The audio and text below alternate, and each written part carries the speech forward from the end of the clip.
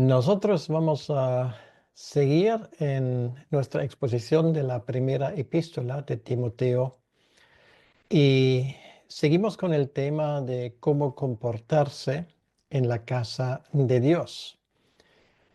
Esto era el tema principal de lo que Pablo está exponiendo a su colaborador Timoteo y precisamente en Éfeso ocurrió la necesidad de poder establecer las iglesias en orden y de una forma como a Dios le plazca. Y esta es la razón por la cual Pablo instruye a Timoteo en estas cosas. Aquí estamos hablando de lo que podríamos llamar interna, o sea, cosas internas de la iglesia.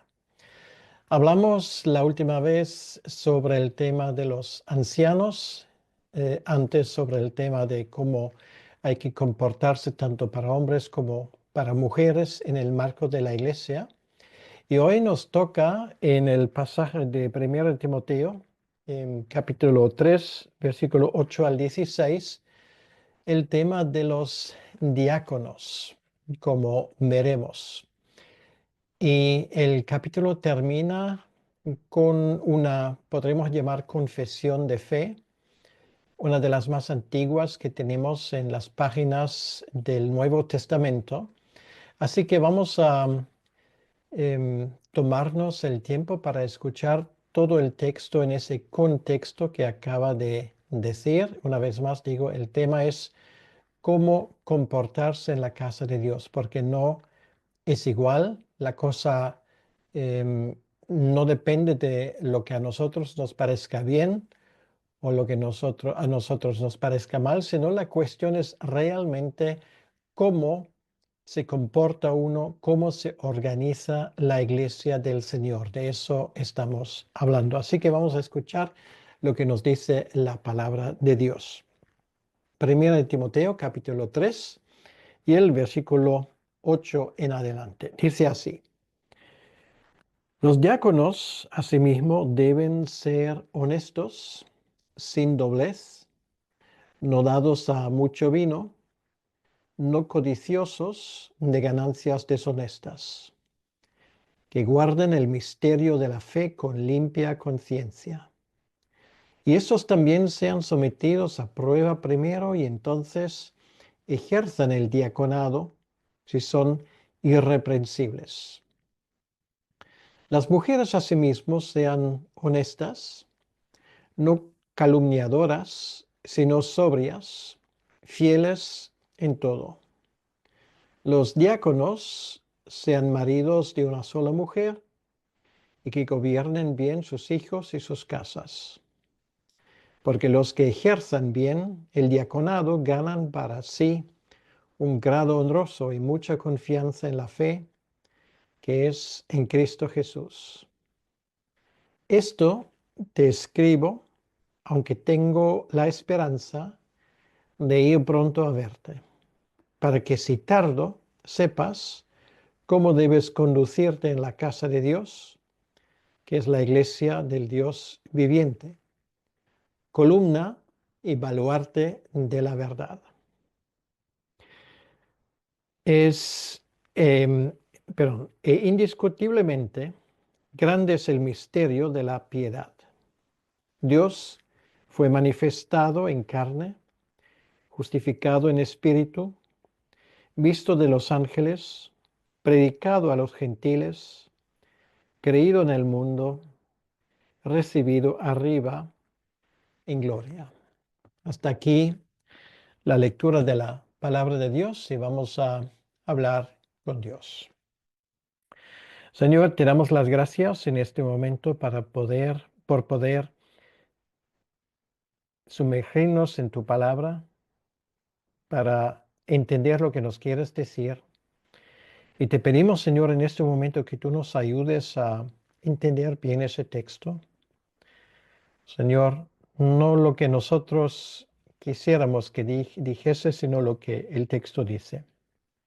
Ayúdanos a tomar en cuenta el contexto siempre de tu palabra. Y te pido, Señor, que tú bendigas a todas las personas que nos están escuchando en este momento, para tu honra y para tu gloria. Amén. Bien, entonces con este texto terminamos el tercer capítulo y es un texto como acabamos de ver que habla del diaconado. Realmente hay dos tipos de ministerios que tienen que ver con la administración o el gobierno en la iglesia, que es por un lado son los pastores o los ancianos, y de eso hablamos la última vez. Nos dimos cuenta que el término se usa de una forma intercambiable. Uno habla de la función y el otro habla del estatus, para decirlo así. Y hoy hablamos del segundo ministerio administrativo o de gobernación que hay en una iglesia, que es el diaconado.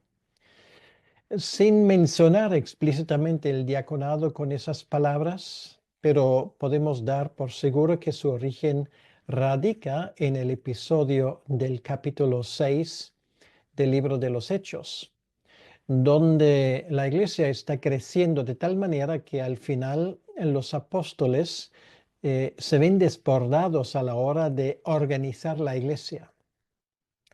Y el argumento para buscar hombres fieles, dedicados a la palabra de Dios, tiene la razón, como dicen los apóstoles, para que nosotros no tengamos que servir en las mesas, sino podemos dedicarnos a la oración y a la enseñanza. Esta es la idea. Entonces, un diácono es una persona que ayuda, que presta ayuda a aquellos que están gobernando, enseñando la iglesia. Les quita esa tarea administrativa que tantas veces em, impide que una persona pueda desarrollar el ministerio de anciano del pastorado. Entonces, los diáconos tienen sobre todo tareas administrativas, tareas de ayuda, tareas que tienen que ver con la infraestructura de la iglesia. Y si uno, siendo anciano o pastor de una iglesia, y la última vez dije que a mi modo de entender estamos hablando de un liderazgo mm, en plural, que es decir, no solamente uno, sino una pluralidad de responsables de una iglesia, pues en este caso los ancianos, los pastores pueden sentirse dichosos y felices.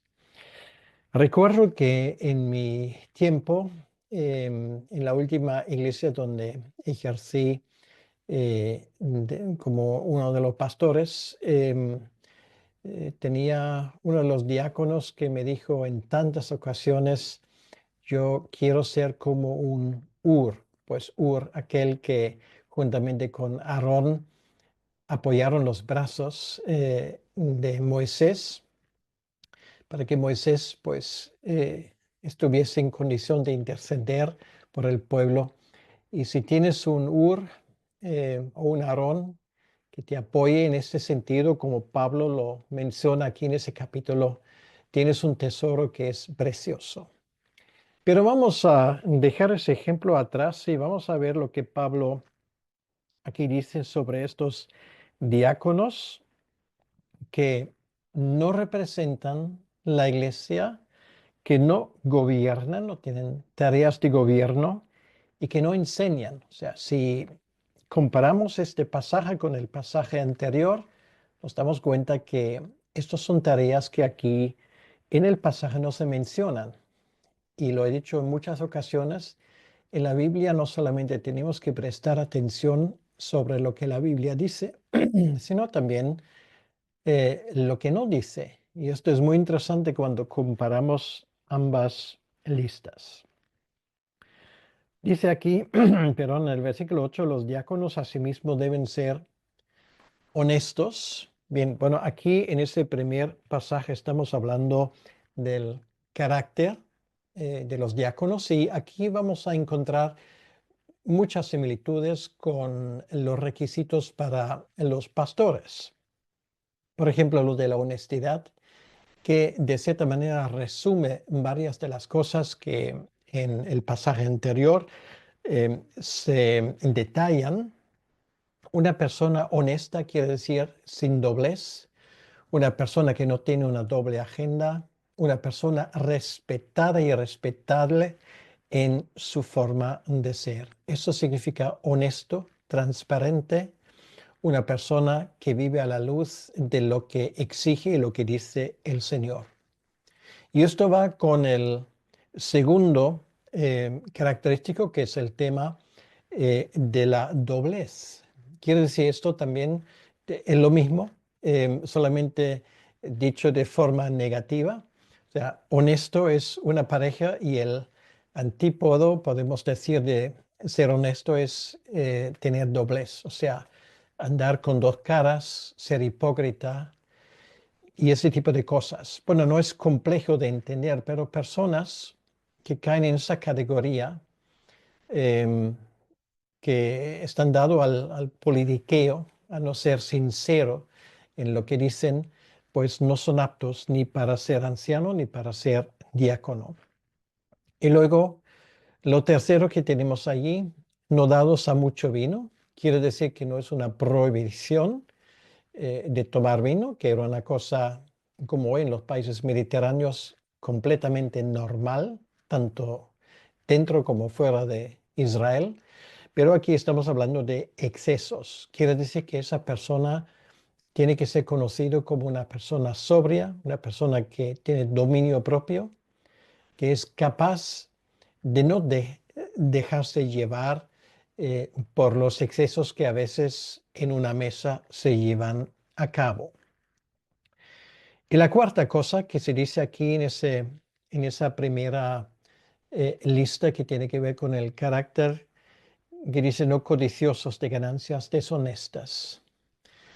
Eso es muy importante porque, en primer lugar, esto nos habla en contra de esa idea que ese ministerio de diácono pueda ser una fuente de ingresos importantes, pero incluso fuera de esto nos habla de una prohibición de que pueden acceder a ese puesto personas que no manejan bien el dinero, en el sentido de que tienen allí un problema de no ser transparentes y honestos.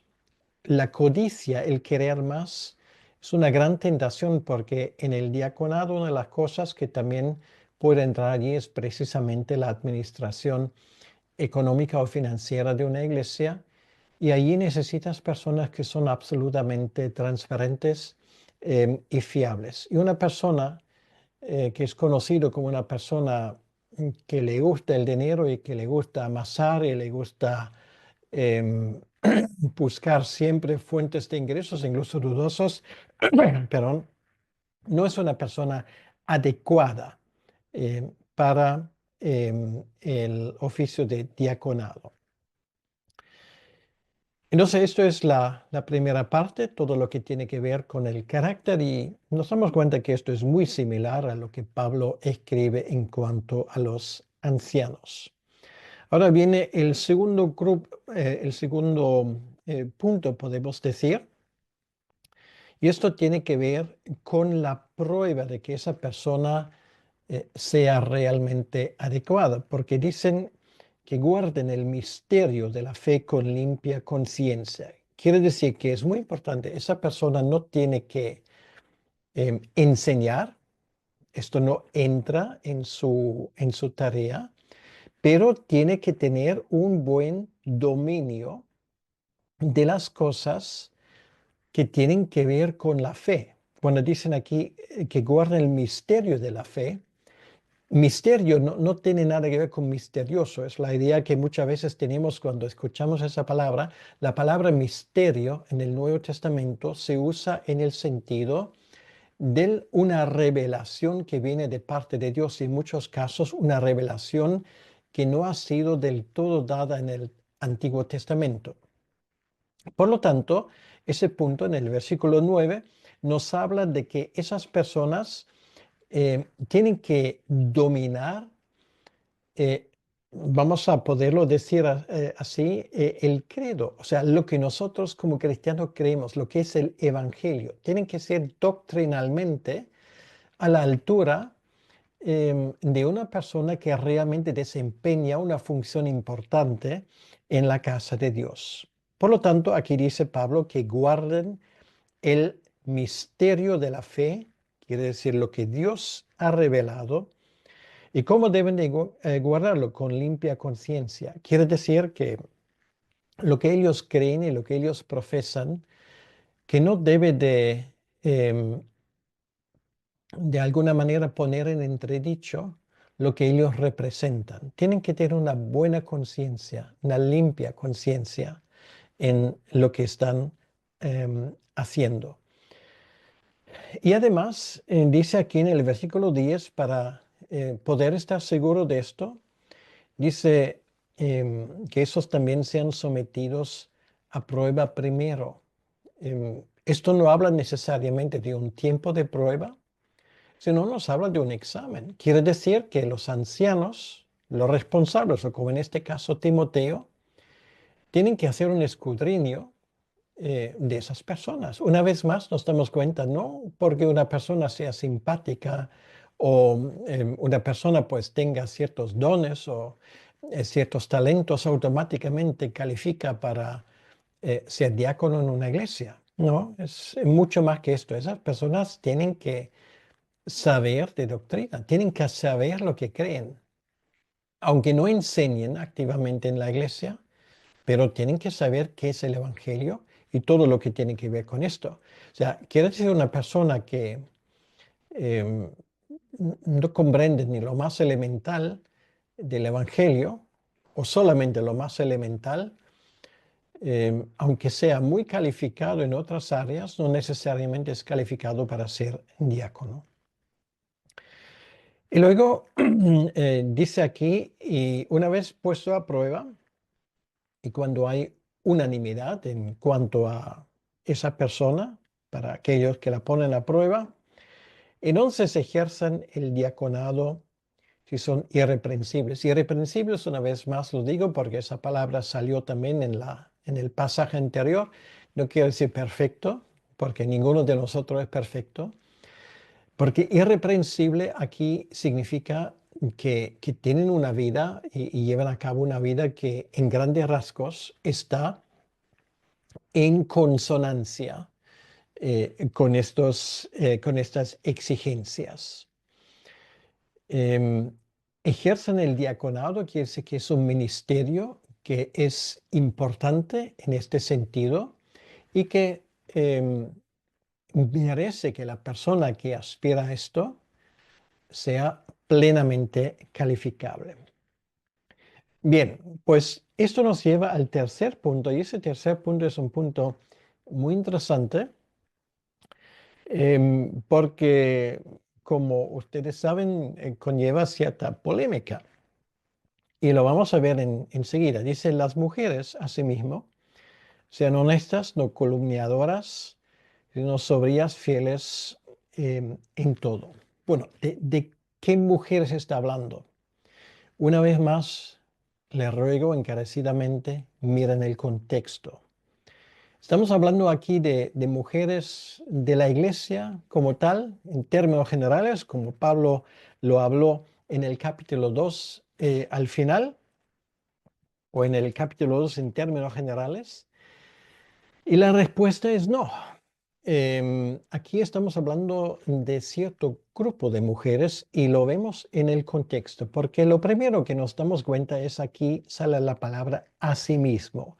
Bueno, esa palabra asimismo lo tuvimos en el versículo 8, cuando él estaba hablando de los diáconos, obviamente masculinos, y cuando aquí dice las mujeres, no está hablando de las mujeres de los ancianos, porque en el capítulo 3, versículo 1 al 7, no usa la misma expresión, o sea, es raro que las mujeres de los diáconos tenían que tener ciertas calificaciones, pero de los ancianos no.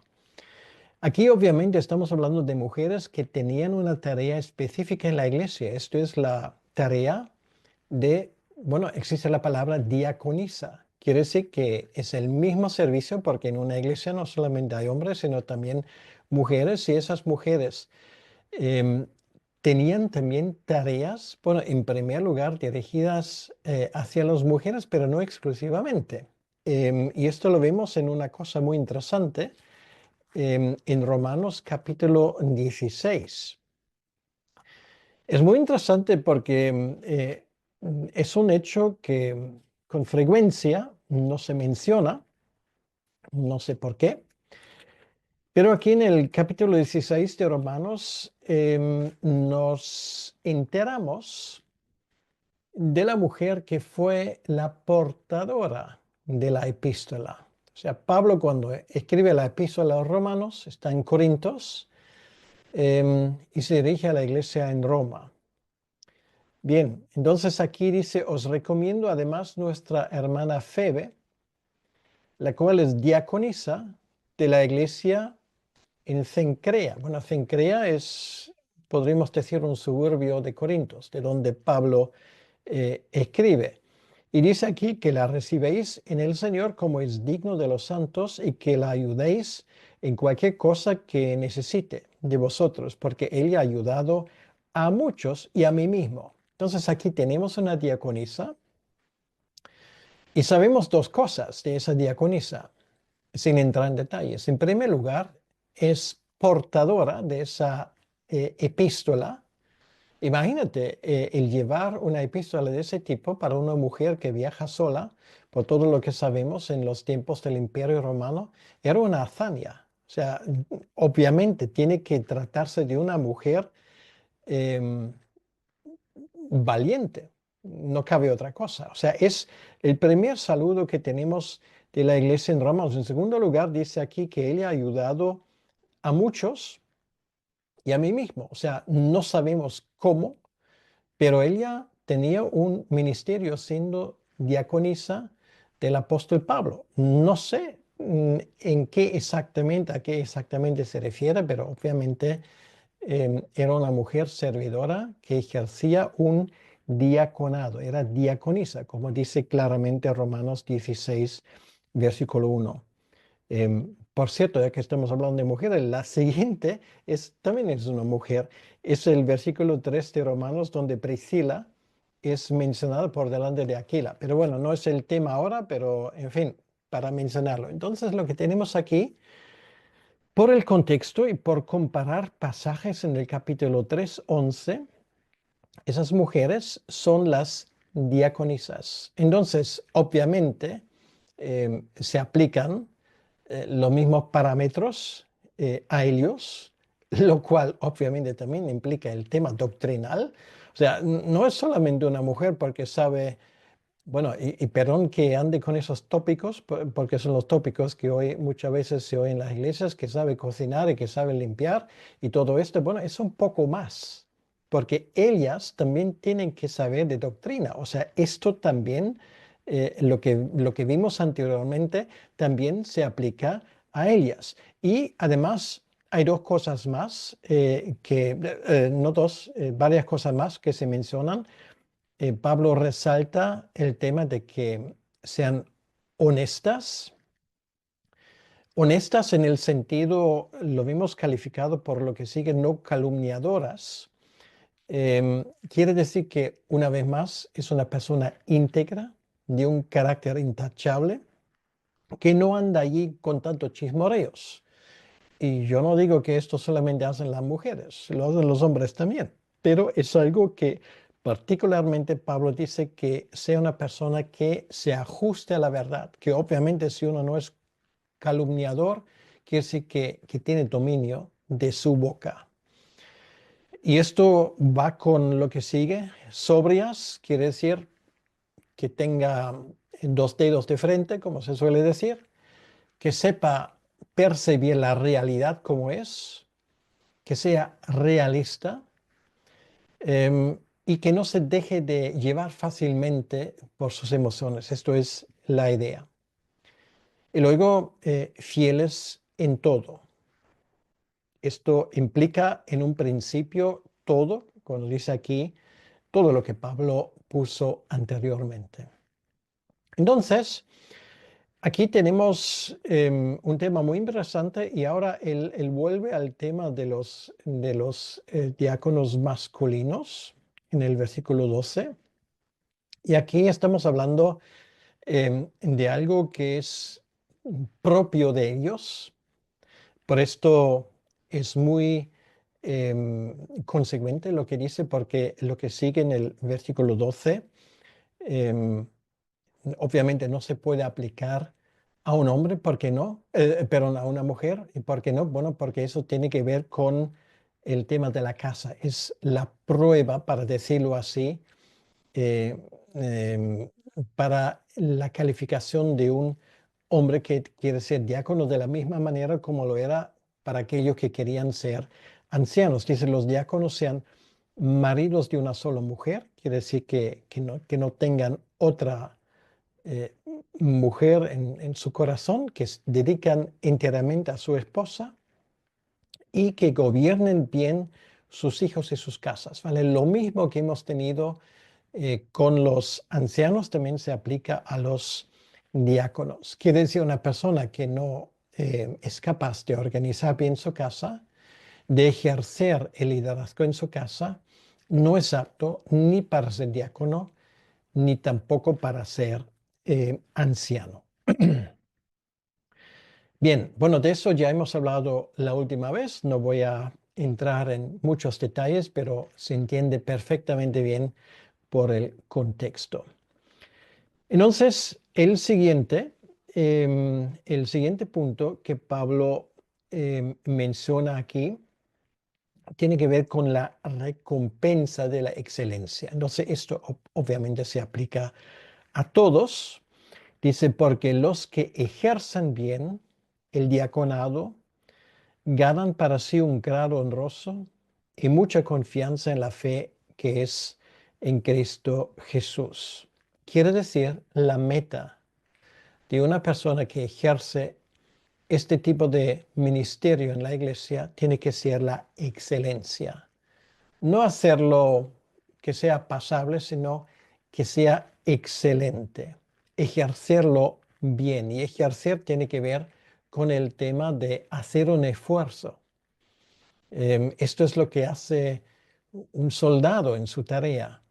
Esto es lo que hace una persona profesional en el trabajo que desempeña. Y los que hacen no deben de esperar una recompensa monetaria necesariamente, sino aquí dice que ganan para sí un grado honroso. Quiere decir que el hacer el trabajo bien, esto ya es la placa de honor.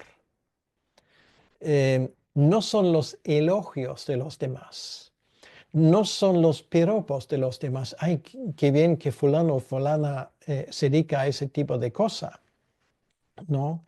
Esto de buscar el reconocimiento, de buscar el ser honrado delante de los demás, es una cosa que viene del mundo, ¿vale? Pues el mundo actúa así. El mundo condecora a sus héroes. Los héroes de la iglesia no son decorados por la iglesia, sino por el Señor. Ahí está la diferencia. Y esto nos cuesta horrores que entre eso en nuestra cabeza.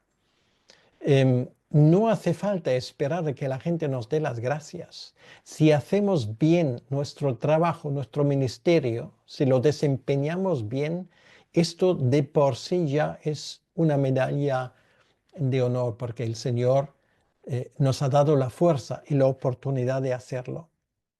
Ganan para sí un grado honroso, ¿vale? No es un grado académico, no es una medalla que cuelgas en la pared de tu despacho, de tu cocina.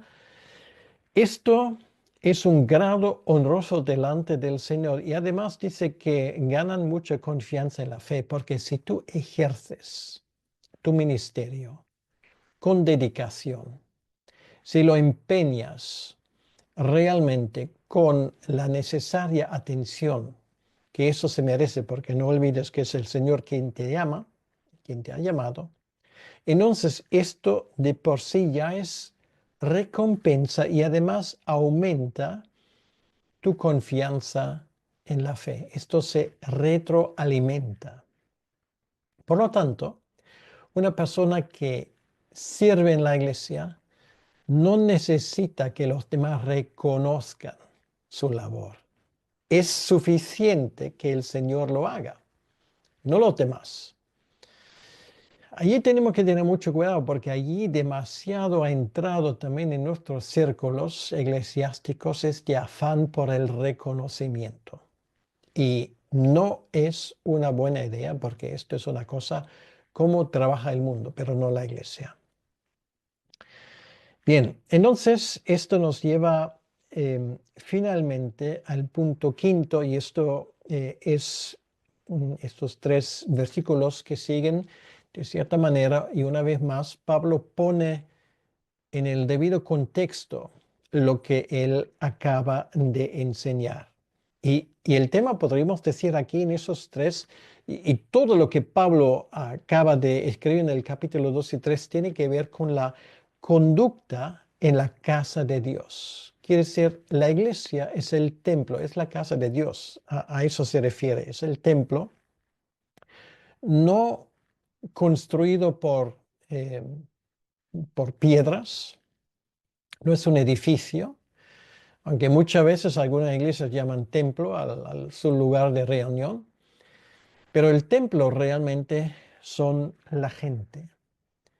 Y en esa casa de Dios hay reglas que hay que respetar y estas reglas no son hechas por los hombres, esto viene de parte de Dios. Por esto, em, lo que he intentado hacer, exponer em, este tema o estos temas em, con, con la mayor exactitud de la que soy capaz en el tiempo limitado que tenemos a disposición, no representa una opinión personal de José Hutter. Entonces, lo que estoy intentando dar es el orden, para decirlo así, las reglas de la casa de Dios. Ahora, si esto no te gusta, pues mira, por favor no te metas conmigo. Díselo al Señor, pues rellena tu hoja de reclamación. Y dice yo, no estoy de acuerdo con esto. Díselo al Señor, porque esto viene de parte de Él. Aquí dice claramente en el versículo 14, eso te escribo, aunque tengo la esperanza de ir pronto a verte, para que si tardo sepas cómo debes conducirte en la casa de Dios. Esto es el tema. Y allí no vale cualquier cosa. Muchas veces en nuestras iglesias tenemos problemas continuos porque no nos ajustamos a lo que la palabra de Dios nos enseña. Ahí está el problema de muchos de la raíz de muchos de nuestros problemas.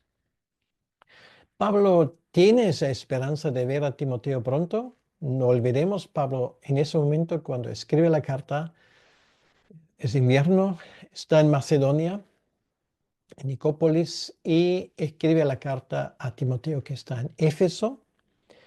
Por lo tanto, tiene esa esperanza de venir pronto para ver cómo Timoteo ha puesto en práctica todo lo que Pablo aquí le describe. Y por si acaso, dice Pablo, si esto va para más, que sepas cómo debes conducirte en la casa de Dios. Quiere decir, de la misma manera como hay reglas como tú te comportas en tu casa o en la casa de otras personas, o por ejemplo en la casa de un rey, ahí no vale cualquier cosa, tienes que ajustarte al protocolo. En la iglesia del Señor también hay un protocolo. No hay una anarquía en la iglesia. Ahí no es la cuestión de que yo diga lo que siento que debo de hacer. Dios ha puesto reglas. Ahora, en la casa de Dios, ¿quién es la casa de Dios? Que es la iglesia del Dios viviente. Esa iglesia es la reunión de aquellos que Dios ha escogido y que forman parte de ese grupo tan especial que es la iglesia. Y de eso nosotros formamos parte. No es un club social, no es una reunión de vecinos, no es una asociación, no es un partido, es un organismo vivo. Y por lo tanto, esa iglesia que es del Dios viviente, no es una reunión de conmemoración de alguien que murió y resucitó hace 2000 años, sino Dios sigue activo dentro de esa iglesia. Es su invención y por lo tanto esas ideas de gobernar y ajustar y de organizar nuestras iglesias como si se tratara de una empresa o si se tratara de un ayuntamiento, con sus votaciones y sus tejemanejes, solamente puede traer problemas. Es otra cosa, es distinto. Y el que no se comporta bien, dándose cuenta que aquí estamos hablando de la iglesia del Dios viviente que está presente en cada reunión de la iglesia, está trayendo sobre su propia cabeza nada más que desgracia, porque va a tener que vérselas con Dios mismo. Dios no se deja burlar. Esa iglesia, Pablo añade en el versículo 15, es columna y baluarte de la verdad. Y esto es muy importante. Aquí estamos hablando de un templo. Bueno, tanto en Jerusalén había un templo, la gran mayoría de la gente que vivía en Éfeso no sabía exactamente cómo era el templo de Jerusalén, porque nunca han estado ahí. Pero en Éfeso tenían un templo y este era el famoso templo de la diosa Diana. Posiblemente Pablo tiene esto en la mente porque ese templo se caracteriza por dos cosas, por sus columnas, y había, si no me equivoco, un centenar de ellos, y su baluarte. Baluarte en ese sentido es lo que tal vez podríamos traducirlo también como fundamento. Quiere decir, esto sí que lo tenían en la mente. Una de las maravillas del mundo antiguo, el gran templo de la diosa Diana, que se caracteriza por dos cosas, por su fundamento plano, de piedras enormes, y sus columnas que sostenían todo el edificio. Esto es la iglesia del Dios viviente. Quiere decir que es un edificio, que es una maravilla. Y ese edificio representa la verdad, no una verdad, no nuestra verdad, sino la verdad, tal y como Dios la ha revelado. Quiere decir, es el ministerio central e importante de la iglesia de proclamar esa verdad. Y si la iglesia no proclama la verdad, está fallando a uno de sus propósitos más importantes. Esto es lo que se llama el llamamiento profético de la iglesia. Tenemos que proclamar la verdad y tenemos que proclamarla a quien la quiere escuchar y a quien no la quiere escuchar. Por lo tanto, la iglesia es guardián de la verdad y en un mundo donde la mentira se ha eh, convertido en la norma, la voz de la iglesia se tiene que escuchar. Y si esta voz no se escucha, esa iglesia está condenado a morir. No es un club que se reúne cada 7 días dentro de un tabernáculo para escuchar los sermones de un pastor. Esto es mucho más que esto, mucho más. Es una creación divina, columna y baluarte de la verdad. Quiere decir, somos nosotros los destinatarios, depositarios de lo que Dios ha revelado, de esto. Y si la Biblia no se predica en una iglesia, esa iglesia ha perdido su razón de ser.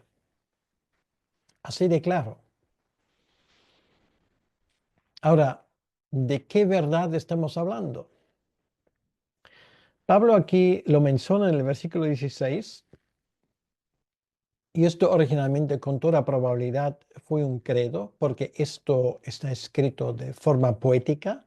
Tal vez fue una canción, no lo sabemos, porque esto en griego es poesía. Y nos damos cuenta que aquí son 6 puntos que recogen las cosas más esenciales de la fe cristiana. Baluarte de la verdad. ¿De qué verdad estamos hablando? De la verdad, de la revelación de Jesucristo y de su evangelio. Esto es lo que nosotros tenemos que proclamar.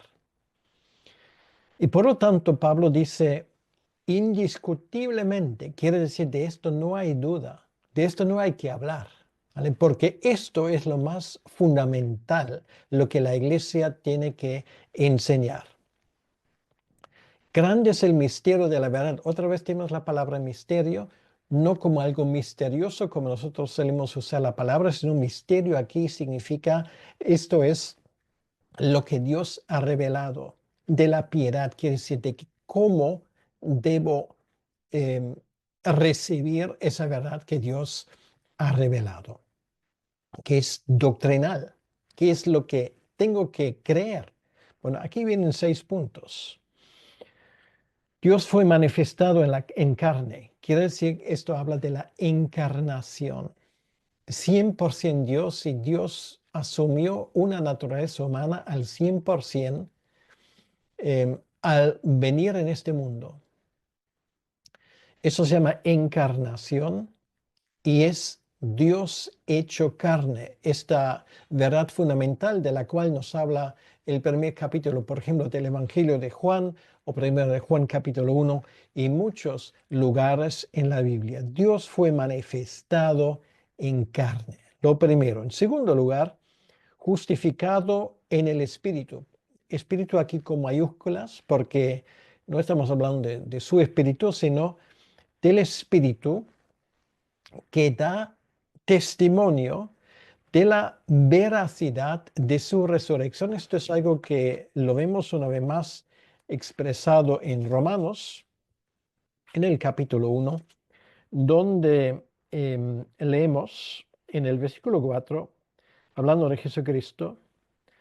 Bueno, Pablo de hecho sigue esto porque en el versículo 3 él habla que él vino según la carne, que fue declarado hijo de Dios con poder según el Espíritu de Santidad, ¿vale? O sea, Pablo sigue aquí la misma línea, ¿vale? Primero la encarnación, luego fue la proclamación de que Jesucristo es hijo de Dios según el Espíritu, quiere decir por o a través del Espíritu Santo. Esto fue el mensaje de que Él es el Mesías y esto es fundamental y esto se ve también en su resurrección porque al resucitar el Espíritu Santo da testimonio de la veracidad de todo lo que Jesucristo dijo, enseñó y hizo.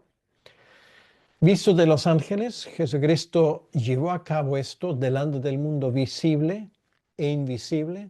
Había ángeles que estaban acompañando su ministerio continuamente. En los evangelios tenemos amplio testimonio de esto. Predicado a los gentiles, Pablo es un ejemplo de esto. Él llevó el evangelio hasta donde nadie lo había proclamado jamás. Esto fue parte del ministerio del apóstol Pablo. No solamente los judíos escucharon, sino también los gentiles. Y no solamente esto, sino mucha gente depositó su fe por la gracia de Dios en este evangelio. Esto es lo que en este mismo momento que yo estoy hablando está pasando en ese mundo y también hace 2000 años, cuando Pablo lo estaba escribiendo. Esa historia todavía no ha terminado. Es la historia de un éxito sin precedentes, la proclamación del Evangelio. Y luego, finalmente, ha recibido arriba en gloria. Esto es la ascensión. La ascensión quiere decir el momento cuando Jesús ocupa el trono de gloria.